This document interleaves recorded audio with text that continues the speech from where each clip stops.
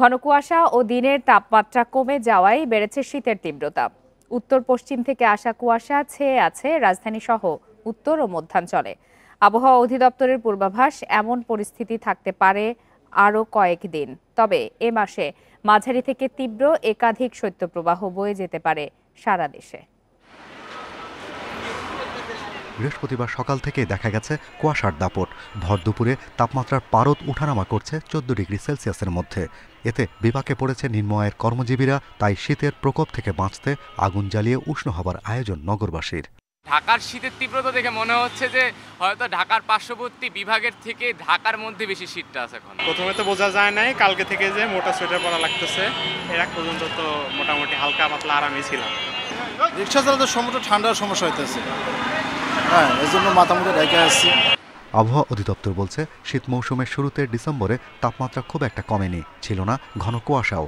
গত মাসের 3টি লঘুচাপের প্রভাবে এমন হয়েছে। তারা বলছে, বছরের সবচেয়ে শীতল মাস জানুয়ারি। তাই এই সময় কুয়াশার চাদরে ছেয়ে গেছে রংপুর, সিলেট, রাজশাহী, ঢাকা, ময়মনসিংহ, নোয়াখালী পর্যন্ত, যা আরও কয়েকদিন স্থায়ী হতে পারে। তবে এই মাসে 2-3টি শৈত্যপ্রবাহ দেখা দিতে পারে। ফগি কন্ডিশন, তারপরে আমরা হিউজ ডাস্ট পার্টিকেল আছে, এই কারণে আমরা সানশাইন আরও কম থাকবে।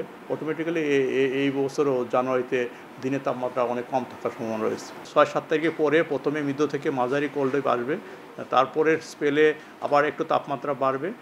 সেকেন্ড উইক বা থার্ড উইকে যায় অনেক জায়গায় তাপমাত্রা মৃদু থেকে মাঝারি, এমনকি কিছু কিছু জায়গায় তীব্র কোল্ড ওয়েভ আসার সম্ভাবনা রয়েছে।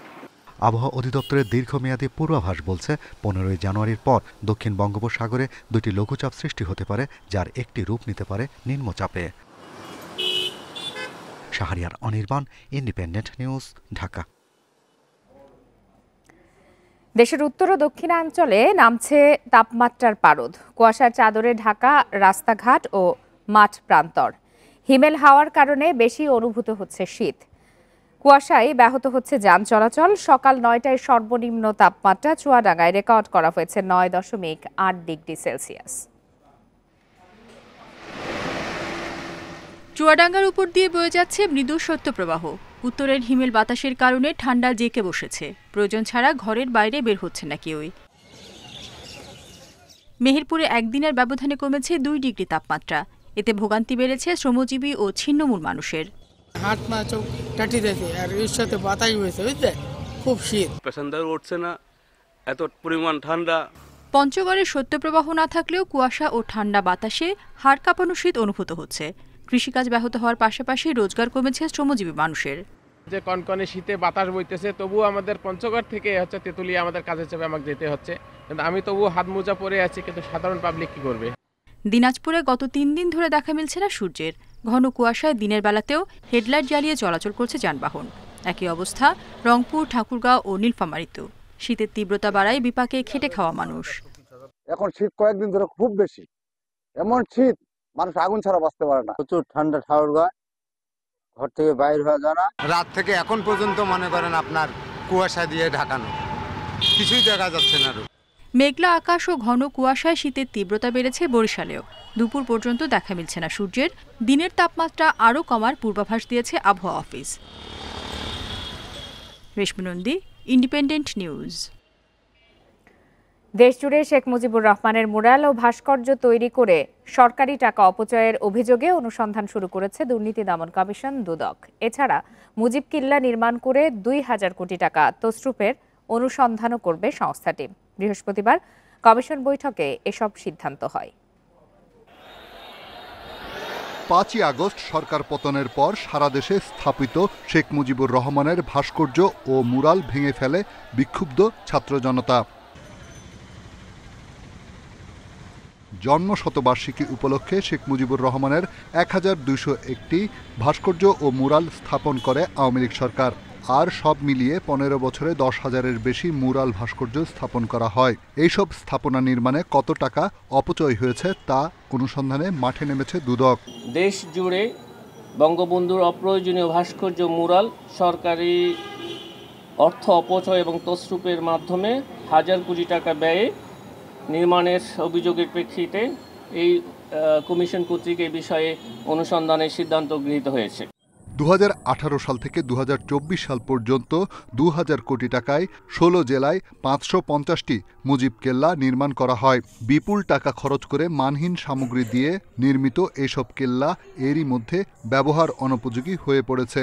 মুজিব কিল্লা নির্মাণ সংস্কার উন্নয়ন প্রকল্প পরিচালক সংশ্লিষ্ট ঠিকাদার অন্যান্যের বিরুদ্ধে হাজার হাজার কোটি টাকা তছরূপ, অতিরিক্ত বিল দেয়া সহ বিভিন্ন অনিয়মের বিষয়ে অনুসন্ধানের সিদ্ধান্ত গৃহীত হয়েছে। শেখ মুজিবুর রহমানের ভাস্কর্য, মুরাল বা কেল্লা নির্মাণ করে অর্থ আত্মসাৎকারীদের সবাইকে আইনের আওতায় এনে শাস্তি নিশ্চিতের কথা জানিয়েছে দুদক। রিশাদ হুদা, ইন্ডিপেন্ডেন্ট নিউজ, ঢাকা। রেস্তোরাঁয় খেতে, পোশাক কিনতে কিংবা বিমান ভ্রমণে বাড়তি খরচ করতে হবে ভোক্তাদের। এসব পণ্য ও পরিষেবার ওপর কর বাড়ানোর পরিকল্পনা নিয়েছে সরকার। সংশ্লিষ্টরা বলছেন, এনবিআর-এর ভ্যাট বাড়ানোয় মূল্যস্ফীতি বাড়তে পারে, চাপে পড়বেন উদ্যোক্তা ও ক্রেতারা। তবে অর্থ উপদেষ্টার দাবি, অত্যাবশ্যকীয় পণ্যে শুল্ক তুলে নেওয়ায় জিনিসপত্রের দামে প্রভাব পড়বে না। চড়া নিত্যপণ্যের বাজারে ক্রমে ভারী হচ্ছে খরচের বোঝা। এবার ভালো রেস্তোরাঁয় খেতে, কেনাকাটা কিংবা ঘুরতেও বাড়তি টাকা গুনতে হবে। আন্তর্জাতিক মুদ্রা তহবিলের সুপারিশে রেস্তোরাঁয় ভ্যাট 5% থেকে 15% করার পরিকল্পনা নিয়েছে এনবিআর। নন এসি হোটেলের ভ্যাট 7.5% থেকে বাড়িয়ে দ্বিগুণ করা হচ্ছে। ব্র্যান্ডের পোশাক, মিষ্টির দোকানেও গুনতে হবে 15% কর, যা আগে ছিল 7.5%। ফলে ভোক্তাদের পাশাপাশি চাপ বাড়বে ব্যবসায়ীদেরও। ডিটারজেন্ট, সাবান, তামাক আমদানিতেও সম্পূরক শুল্ক বাড়ানোর সুপারিশ করা হয়েছে। বিমানের টিকিট, ড্রাইভিং লাইসেন্স করতেও ব্যয় বাড়বে। জিনিসপত্রের দাম বৃদ্ধি পাশাপাশি যদি এই ভ্যাটের আরেকটা বোঝা চাপিয়ে দেওয়া হয়, আমার মনে হয় বর্তমান সরকারের জন্য এটা একটা অনেক বড় চ্যালেঞ্জ। রাজস্ব আদায় কম হয়েছে, প্রবলেম আছে। আপনি রাজস্ব আদায়ের ক্ষেত্র বাড়ান, যারা ভ্যাট দিচ্ছে না, স্ট্রিট ফুড, ছোট ছোট ব্যবসায়ী, কেউ ভ্যাটের আওতার মধ্যে নাই। আমরা যারা কমপ্লায়েন্স মেনে ব্যবসা করছি, আমাদের উপর সমস্ত খরচ। এই ব্যাপার কতদিন চলবে? ব্যবসা কি কর্পোরেটদের হাতে তুলে দিবে সব? তবে অর্থ উপদেষ্টার দাবি, আইএমএফ এর প্রস্তাবে নয়, রাজস্ব বাড়াতে এই কর বাড়ানো হচ্ছে। এতে নিত্যপণ্যের দাম বাড়বে না। এই সমস্ত আর্গুমেন্ট ঠিক এগুলো এসে টেকে না। আমি তো বলছি না ভাতের রেস্টুরেন্ট অন্য রেস্টুরেন্টে যাবে, আর থ্রেশহোল্ড আছে যার টার্নওভার 50 লাখ টাকার উপরে, তারাই খালি এটার মধ্যে আসবে, আর অন্য কোনো ব্যবসাদার এটার মধ্যে আসছে না। অর্থনীতিবিদেরা বলছেন, সরকার কর বাড়ালেও রাজস্ব আদায় প্রক্রিয়া স্বচ্ছ হতে হবে। উচ্চ মূল্যস্ফীতির এ সময়ে সাধারণ মানুষ যাতে বেশি ক্ষতিগ্রস্ত না হয় সেদিকেও নজর দিতে হবে। সব রেস্টুরেন্টে কিন্তু ইলেকট্রনিক ফিসকাল ডিভাইস নাই। যদি ইলেকট্রনিক ফিসকাল ডিভাইস থাকে, অটোমেশনের আওতায় যদি না আনে, তাহলে এইটা সরকারের একচেকারে এই টাকাগুলো পৌঁছবে কিনা সেটা নিয়ে অনেক সময় কিন্তু প্রশ্ন থাকে, যে জনগণ ভ্যাট দিচ্ছে কিন্তু সেই ভ্যাটটা সরকারি কোষাগারে যাচ্ছে কিনা, সেটাও কিন্তু প্যারালালি কাজ করতে হবে। আগামী কয়েকদিনের মধ্যে 43 ধরনের পণ্য ও সেবায় 15% ভ্যাট আরোপের প্রজ্ঞাপন জারি হবে বলে জানিয়েছে NBR. Shahid Ahmed, independent news, Dhaka. রাজধানীর বিএসএমএমইউতে চিকিৎসাধীন গণ অভ্যুত্থানে আহতরা উন্নত চিকিৎসার দাবিতে বিএসএমএমইউ এর পরিচালকের কক্ষে তালা দিয়ে আন্দোলন করছেন। রোগীর সাথে দুর্ব্যবহারের অভিযোগে পরিচালকের পদত্যাগ দাবি করেছেন তারা। এ বিষয়ে আরো তথ্য জানাতে এই মুহূর্তে রাজধানীর শাহবাগ থেকে যোগ দিয়েছেন সহকর্মী মোহাম্মদ ওমর ফারুক। সরাসরি চলে যাচ্ছে তার কাছে। ওমর ফারুক, এ বিষয়ে সর্বশেষ কি তথ্য রয়েছে আপনার কাছে? সেখানকার পরিস্থিতি কেমন? দেখুন, ঠিক সন্ধ্যা 5:30টার দিকে শাহবাগের যে সড়ক রয়েছে, সেই সড়কে যারা এই বিএমএসইউতে ভর্তি রয়েছেন, গণঅভ্যুত্থানে আহত, তারা সেখানে ভালো চিকিৎসা পাচ্ছেন না এবং সেখানে দুর্ব্যবহার করছে এমন অভিযোগে তারা সেখানে সড়ক তারা অবরোধ করেছিলেন। সে সময় কিন্তু যানজট তৈরি হয়েছিল। এরপর থেকে কিন্তু যে সমন্বয়ক সার্জিস তিনি এসেছিলেন, আসার পর তাদের কিন্তু বলেছেন যে পরিচালক বা হাসপাতাল কর্তৃপক্ষ কেউ যদি কোনো ধরনের খারাপ ব্যবহার করে থাকে বা এই ধরনের কোনো সম্পৃক্ততা পায়, তাহলে কিন্তু তাদেরকে পদত্যাগ করতে বাধ্য করবেন বা অথবা তাদের বিরুদ্ধে ব্যবস্থা নেবেন। এরপরেও কিন্তু যারা এই আহত অবস্থায় এখানে ভর্তি রয়েছেন, বেশ কিছু জন আমরা কথা বলেছিলাম, তারা যে বিষয়টি বলছেন, তারা বলছেন যে পরিচালক যতক্ষণ না পর্যন্ত পদত্যাগ করবেন তারা আন্দোলন করবেন। আপনাদেরকে দেখানোর চেষ্টা করি, আমি একটু আগে পরিচালকের কক্ষে কিন্তু এই আন্দোলনকারী যারা রয়েছেন তারা কিন্তু সেখানে তালা দিয়েছেন এবং আমরা একটু আগে দেখেছি এবং তারা বলছিলেন যে এই তালা যতক্ষণ না পর্যন্ত এই পদত্যাগ না করবেন পরিচালক ততক্ষণ পর্যন্ত কিন্তু তালা ঝুলবে এবং এই তালা কিন্তু লাগানো রয়েছে। আমরা যদি একটু দেখানোর চেষ্টা করি যে এই তালাটা কিন্তু 10 মিনিট আগেই লাগিয়েছেন এবং আমরা যদি একটু দেখাই যে এই যে তালা এবং এই তালাটি কিন্তু যারা আহতরা তারা লাগিয়েছেন, শুধু একটাই অভিযোগ, মূল অভিযোগটি হচ্ছে তাদেরকে নিয়মিত খাবার দাবার দিচ্ছেন না, তাদের সাথে দুর্ব্যবহার করছেন এবং সঠিক যে চিকিৎসা সেটিও তারা পাচ্ছেন না। এবং একটু আগে তারা এই পরিচালকের কক্ষের সামনে এসে আন্দোলন করেছেন, নানান সময় তাকে পদত্যাগ করার জন্য বলেছেন, কিন্তু তিনি আসলে এখান থেকে বের হয়ে গিয়েছেন এবং বের হয়ে যাওয়ার পরে এই যে আপনারা দেখতে পাচ্ছেন যে তালাটি লাগিয়েছে এবং তারা বলছেন যে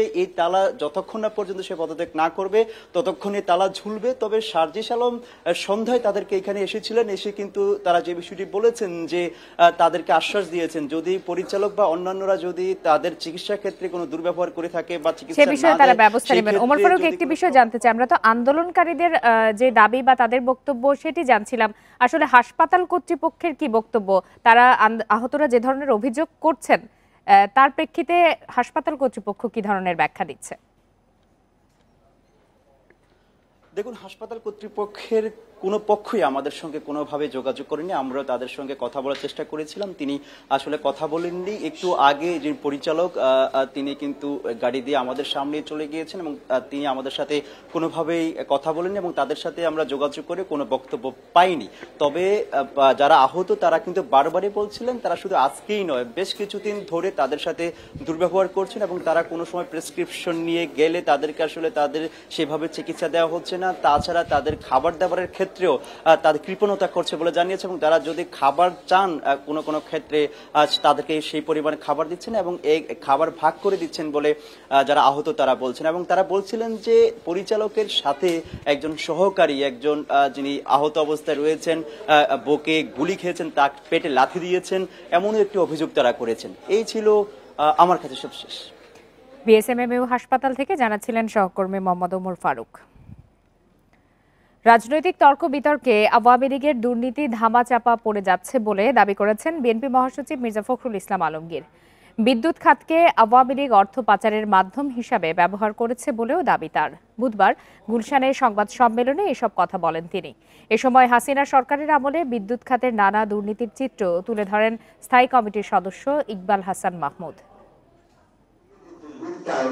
বিদ্যুৎ খাতের দুর্নীতি, অনিয়ম ও টাকা পাচারের ফিরিস্তি নিয়ে বৃহস্পতিবার গুলশানে দলের চেয়ারপারসনের কার্যালয়ে সংবাদ সম্মেলন করে বিএনপি। সংবাদ সম্মেলনের শুরুতেই আওয়ামী লীগ সরকারের দুর্নীতির নানা চিত্র তুলে ধরা হয়। বিএনপি মহাসচিব বলেন, আওয়ামী লীগের দুর্নীতি আর অনিয়ম আড়ালে চলে যাচ্ছে। ক্ষমতায় গেলে দুর্নীতিতে জড়িত সবার বিচার করা হবে বলেও জানান মির্জা ফখরুল।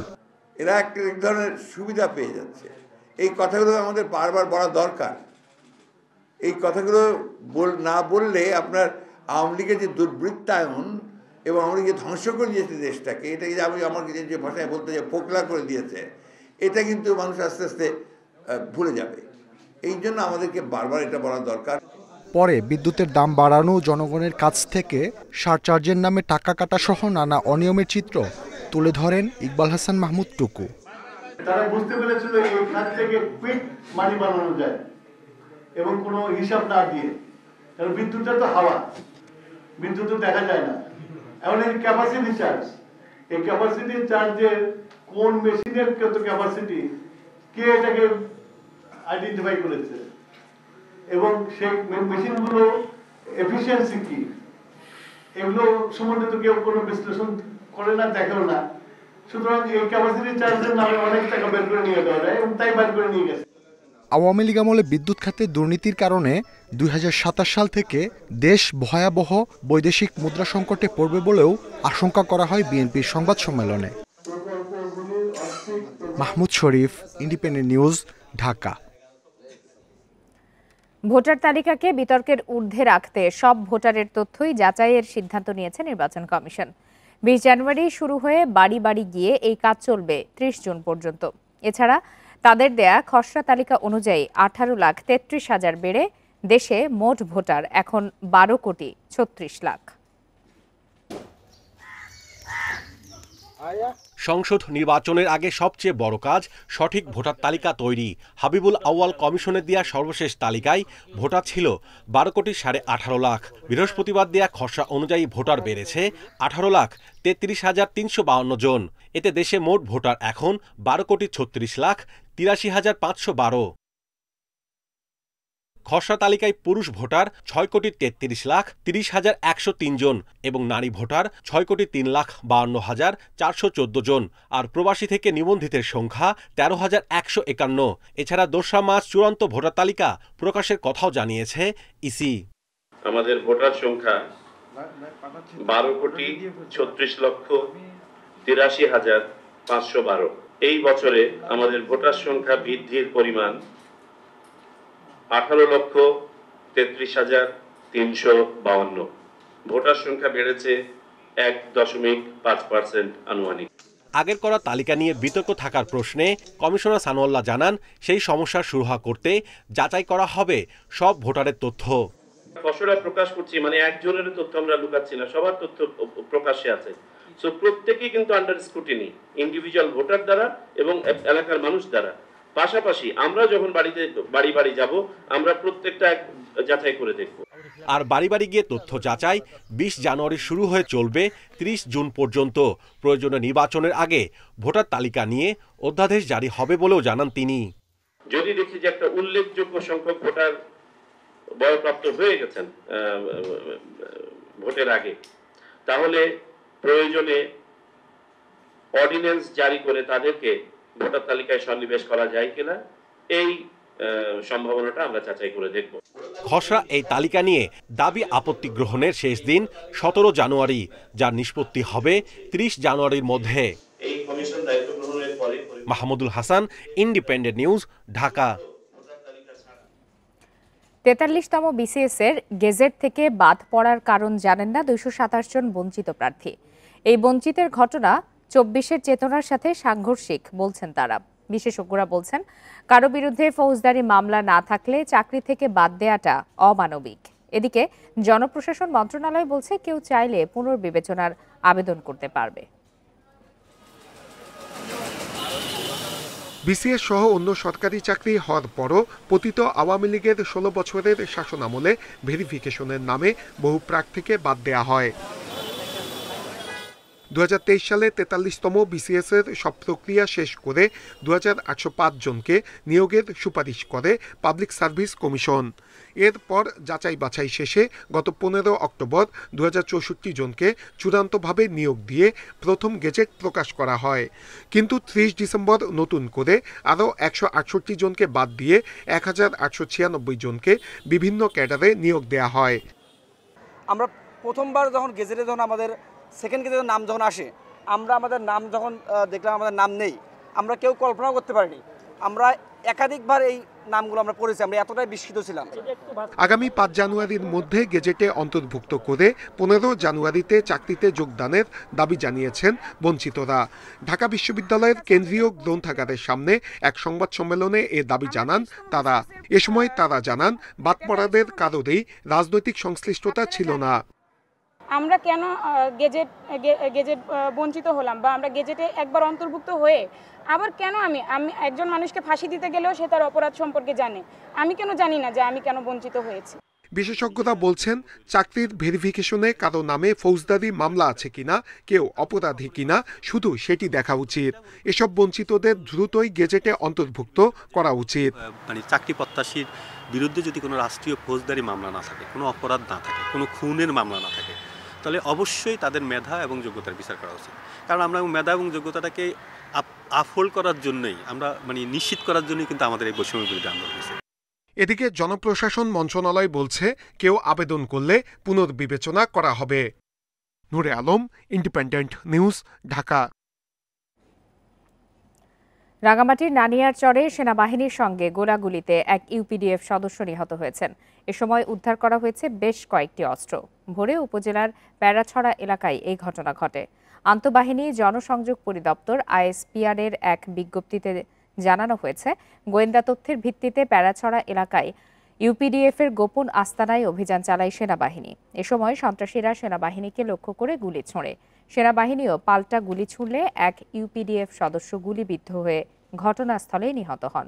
এ সময় বেশ কিছু সন্ত্রাসী আহত অবস্থায় জঙ্গলে পালিয়ে যায়। পরে ঘটনাস্থল থেকে একটি অ্যাসল্ট রাইফেল, মেশিন গানের 2 রাউন্ড গুলি, 90 রাউন্ড রাইফেলের গুলি, একটি ওয়াকি-টকি সেট ও 12টি মোবাইল ফোন উদ্ধার করা হয়। পালিয়ে যাওয়াদের ধরতে অভিযান চলছে।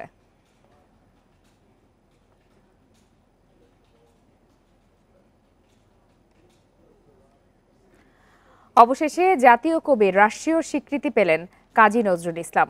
1972 সালের 4 মে বাংলাদেশে আসার তারিখ থেকে তাকে জাতীয় কবি ঘোষণা করে প্রজ্ঞাপন জারি করেছে সংস্কৃতি বিষয়ক মন্ত্রণালয়। প্রজ্ঞাপনে বলা হয়, গত 5 ডিসেম্বর উপদেষ্টা পরিষদের সভায় কাজী নজরুলকে জাতীয় কবি ঘোষণা করে প্রস্তাব অনুমোদন করা হয়। উপদেষ্টা পরিষদ জনগণের প্রত্যাশা অনুযায়ী কবির দেশে ফিরে আসার তারিখ থেকে এই স্বীকৃতি দেওয়ার প্রস্তাব অনুমোদন করে। কাজী নজরুল ইসলামকে 1972 সালের 24 মে কলকাতা থেকে সরকারি উদ্যোগে সপরিবারে ঢাকায় আনা হয় এবং তার বসবাসের জন্য ধানমন্ডির 28 নম্বর সড়কের 330B বাড়িটি বরাদ্দ দেওয়া হয়। 1976 সালের জানুয়ারিতে বাংলাদেশ সরকার কবিকে নাগরিকত্ব প্রদান করে। একই বছরের 21 ফেব্রুয়ারি তাকে 21 পদকে ভূষিত করা হয়।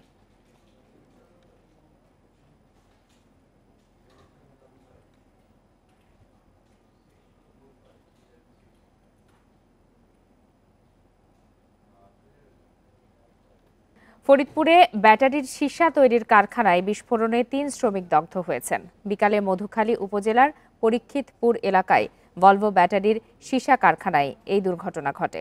পুলিশ জানায়, ব্যাটারি তৈরির জন্য সীসা প্রস্তুত করার সময় হঠাৎ বিস্ফোরণ ঘটে। এতে দগ্ধ হন 3 শ্রমিক। তাদের উদ্ধার করে নিয়ে যাওয়া হয় ফরিদপুর মেডিকেল কলেজ হাসপাতালে। প্রাথমিক চিকিৎসা শেষে আহতদের উন্নত চিকিৎসার জন্য ঢাকা মেডিকেলের বার্ন ইউনিটে পাঠানো হয়েছে। দগ্ধ 3 জনের মধ্যে 2 জনের অবস্থা আশঙ্কাজনক। তাদের শরীরের 65 থেকে 75% পুড়ে গেছে। তবে বিস্ফোরণের কারণ জানাতে পারেনি কারখানা কর্তৃপক্ষ।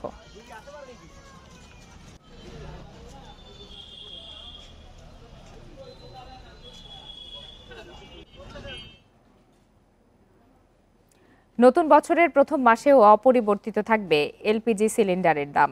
ভোক্তা পর্যায়ে 12 কেজির সিলিন্ডার কিনতে খরচ হবে আগের মতো 1455 টাকায়। বৃহস্পতিবার রাজধানীতে এক সংবাদ সম্মেলনে এই তথ্য জানায় নিয়ন্ত্রক সংস্থা বিইআরসি। বিইআরসির চেয়ারম্যান জানান, কাঁচামালের দাম কমলেও ডলারের দাম 2 টাকা বাড়ায় এলপিজির মূল্যে প্রভাব পড়েনি। এর আগে গত ডিসেম্বরেও 12 কেজি এলপিজির দাম একই ছিল। তবে অটো গ্যাসের দাম কমিয়েছে বিইআরসি। জানুয়ারি মাসে ভোক্তা পর্যায়ে অটো গ্যাসের মূসক সহ দাম 3 পয়সা কমিয়ে প্রতি লিটার 66 টাকা 78 পয়সা নির্ধারণ করা হয়েছে। এলপিজির বাজার নিয়ন্ত্রণে জেলা পর্যায়ে মনিটরিং জোরদার করা হবে বলে জানিয়েছেন বিইআরসির চেয়ারম্যান। এদিকে গেল বছর 4 দফা কমেছিল এলপিজি ও অটো গ্যাসের দাম, আর বেড়েছে 7 দফা।